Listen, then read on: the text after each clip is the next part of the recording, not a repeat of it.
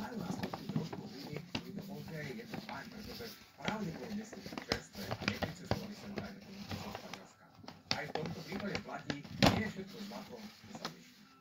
Scénár Veronika Kolejáková, voice-over Lukáš Latinák, zvuk Tomáš Kobza, strih Peter Hárum, šéf-dramaturg STVR Ondrej Starinský, réžia Braňo Špaček a Jaro Vojtek.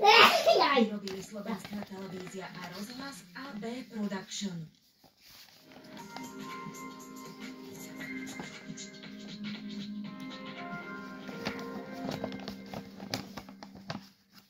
Dobrý večer.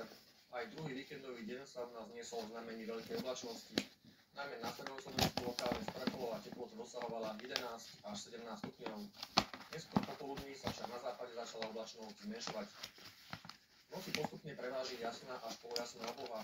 Po východnej polovici je spočiatku oblačno až zamračené a tam ojedinele sprchne. Ochladí sa na 7 až 2 stupne, na východe bude miestami okolo 9 stupňov.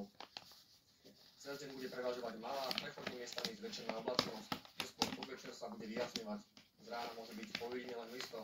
Teplota vystúpi na 13 až 18 stupňov, na juhozápade a vonke až do 20 stupňov Celzia.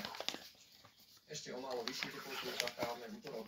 Najmä na juhozápade však výrazne zosilne vietor a od stredy sa opäť pridá aj dážď. Viac informácií si povedeme v našej hlavnej relácii. Zatiaľ dovidenia.